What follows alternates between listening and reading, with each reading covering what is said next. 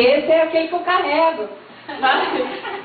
Eu carrego um pouco assim, eu me espelho um pouco em João Batista, porque ele chegava, ele confrontava e havia mudança.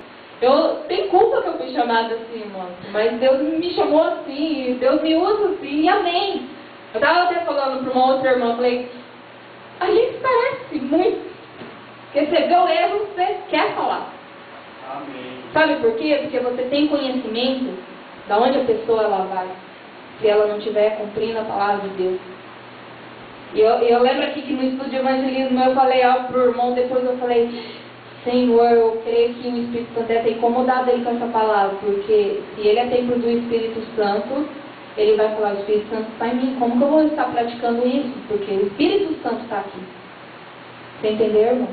Amém.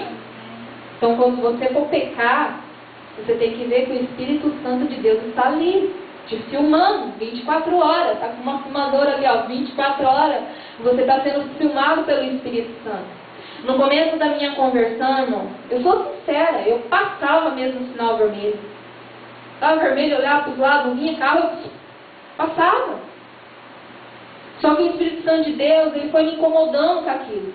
E às vezes eu chegava, o sinal, e ficava lá parado esperando. E às vezes o meu marido ele falava assim, passa, por que você não passa? Não está vendo que não está vindo o carro? Eu falei, não, porque se eu não obedecer a lei dos homens, eu não posso obedecer a lei de Deus, porque eu não estou vendo. Não estou vendo Deus. Não estou vendo Deus. Eu tenho que obedecer. Você entendeu? Amém. O cristão, ele é assim. Nós vivemos pela fé. Nós não vemos Deus, mas nós sentimos Deus. Aleluia. Você entende isso, meu irmão? Amém. O teu corpo é templo do Espírito Santo. Fale comigo nesta manhã. O meu corpo é templo do Espírito Santo. Então, o meu corpo pertence a Deus e não pertence a mim. Amém? Amém. Segundo ponto. Vamos abrir lá Gálatas 3. Creio que está corretamente. Gálatas 3.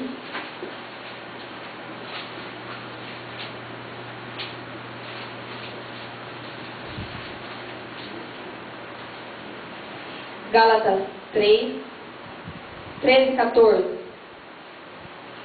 Quero que você entenda que nós fomos abençoados, como a sogra de Pedro, ela foi abençoada por Jesus, quando Jesus esteve na casa dela. Gálatas 3, 13 diz assim, e Cristo nos resgatou da maldição da lei, fazendo-se maldição por nós, porque está escrito, maldito todo aquele que for pendurado no madeiro, para que a bênção de Abraão chegasse aos gentios por Jesus Cristo, e para que pela fé nós recebamos a promessa do Espírito. Olha que palavra tremenda. Pela promessa de Deus, Jesus ele se fez maldito no madeiro. Jesus não precisava ter ido para o Calvário, mas pelo preço alto Jesus nos resgatou.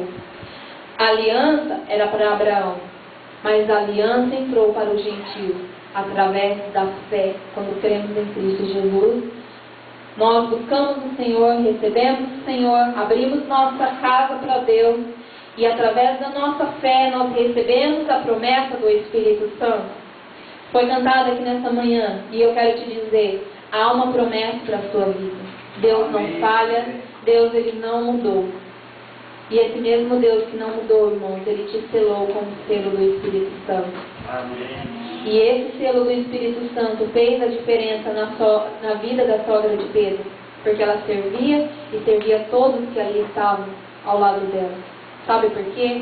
Ela estava cheia do Espírito Santo. E você ser cheio do Espírito Santo, é como eu falei, não é só falar em línguas, irmão. É você ter a atitude de servir o Senhor. Amém. Então não esqueça desses pontos. Amém? Amém.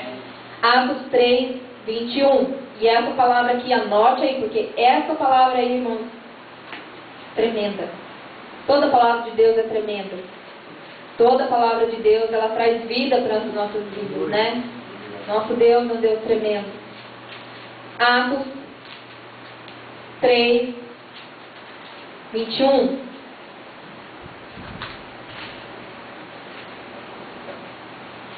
Vou ler o 20 para você entender melhor.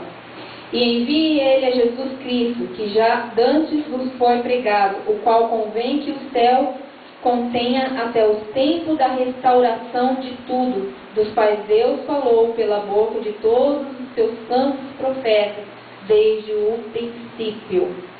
Paulo aqui, ou seja, a palavra de Deus foi deixada aqui em Atos dos Apóstolos, e a palavra de Deus diz assim, que Jesus sendo enviado para as nossas vidas para a restauração de tudo.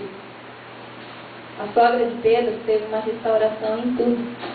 Tanto da febre que ela estava, uma simples febre, como uma restauração no ambiente onde ela estava, porque toda a casa estava servindo ao Senhor. E essa palavra diz assim, que assim como os profetas anunciaram a Cristo Jesus, assim como os profetas falaram do príncipe da paz, assim como Deus enviou o seu Filho amado ao mundo, Jesus Cristo, assim também como a palavra de Deus diz que benditas serão todas as famílias que estiverem no Senhor, a promessa de Abraão sobre nossas vidas. Aqui fala que Deus, através de Cristo Jesus, restaurou tudo. Tudo, irmão. Essa palavra é tremenda. Jesus tem poder para restaurar tudo na sua família, tudo na sua casa, tudo na sua vida. Sabe, às vezes eu penso assim, tem muitas pessoas que elas têm um padrão de santidade, mas às vezes, irmãos, ela está em conflito com o seu próprio irmão de sangue. Isso, sinceramente falando, você precisa restaurar o teu altar. Quantas pessoas que você não conhece, porque nós sabemos que dentro de uma família há pessoas boas e há pessoas más. Sabemos disso? Tem aquele ditado, toda família tem a sua ovelha negra. Todos nós conhecemos esse ditado, todo mundo fala. Toda família tem uma ovelha negra. Mas você em Cristo Jesus, que é a ovelha branca, que é a ovelha que tem o Espírito Santo de Deus. Aleluia. E a palavra de Deus diz que você deve orar por aqueles que vos perseguem, que você deve orar pelo seu irmão, que você deve amar o seu irmão.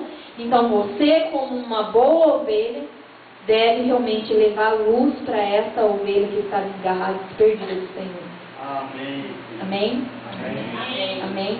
Amém. Conflito familiar, só Jesus Cristo pode restaurar. E a palavra deixa bem claro. Quer você queira ouvir ou não, quer você queira praticar ou não, você precisa realmente buscar a restauração de todas as coisas na sua vida através da palavra de Deus. Quer ser abençoado por Deus, irmão? Deixa realmente a sua casa, o seu corpo, ser o templo do Espírito Santo de Deus. Deixa realmente a promessa de Deus vir sobre a sua vida, o novo templo de Deus vir sobre a sua vida. E tenha uma vida centralizada, uma vida restaurada pelo poder de Deus, pelo poder do Espírito Santo de Deus. Amém? Amém. O que fez a diferença na igreja primitiva? Todos nós sabemos que o que fez a diferença na igreja primitiva foi que eles tinham uma vida cheia do poder do Espírito Santo de Deus. Eles viviam Deus, eles se moviam para Deus. A vida deles era centralizada na pessoa de Jesus Cristo. Queremos ser abençoados, queremos que Deus Ele cure nossas vidas, cure os nossos parentes, cure os nossos entes queridos, mas também nós não nos preocupamos com a vizinhança, não nos preocupamos com as pessoas que estão do nosso lado, não nos preocupamos em servir ao Senhor. Essa mulher teve uma atitude que transformou aquele lugar. E a palavra de Deus diz que ao pôr do sol, muitos enfermos e doentes foram à porta. A porta de onde? Porta de Jerusalém? Se você for ler essa palavra aqui, irmão, Jesus estava ainda na casa de Pedro, da sogra de Pedro. Foi na porta da casa dela que as pessoas se chegou e pôde ver e contemplar e ser curados e libertos por Jesus. Jesus estava naquele lugar, Jesus estava curando, o Senhor estava passando ali, o Senhor estava trazendo transformação. Vemos na palavra de Deus que muitos endemoniados, enfermos foram levados à porta da casa de Pedro.